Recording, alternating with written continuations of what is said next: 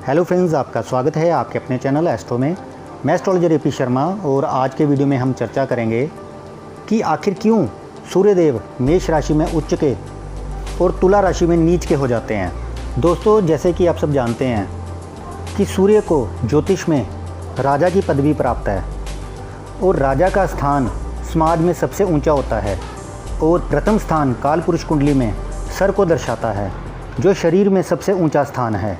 और पूर्व की दिशा जहाँ से सूर्य सुबह उदय होता है, वो स्थान जहाँ रात का अंत और दिन का जन्म होता है, लगन कहलाता है। सविता देव जगत में सब जीवों में आत्मा का कारक हैं।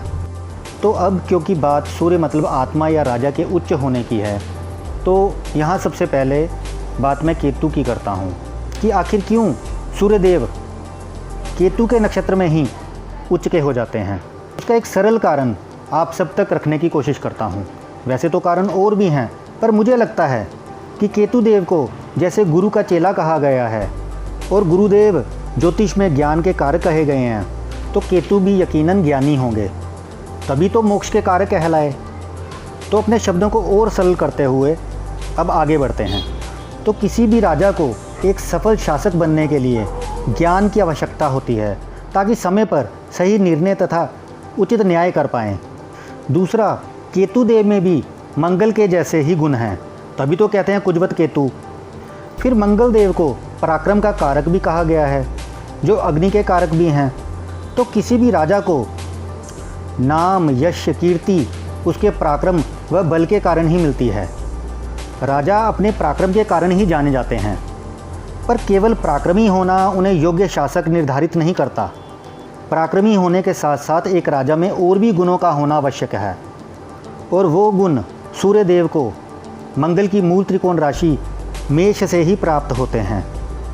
जैसे एक राजा में तीव्र निर्णय लेने की क्षमता होनी चाहिए, राजा बलवान व शक्तिशाली होना चाहिए, उसमें वास्तविक और व्यवहारिक बुद्धि होनी चाहिए, उसमें जोश के साथ प्रचुर आत्मविश्वास होना चाहिए, उसमें देश के लिए कुर्बान होने का जज्बा होना चाहिए, वो इतना योग्य होना चाहिए कि प्रजा की रक्षा कर पाए।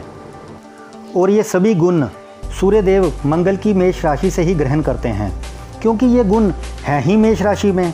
तो इन्हीं कारणों से सूर्य मेष राशि में उच्च के कहलाते हैं। अब बात आती है मंगल देव की, तो दो राशियां हैं, मेष और वृश्चिक। तो अब ये जानने की कोशिश करते हैं कि आखिर क्यों सूर्यदेव वृश्चिक राशि में उच्च के नहीं कहलाते।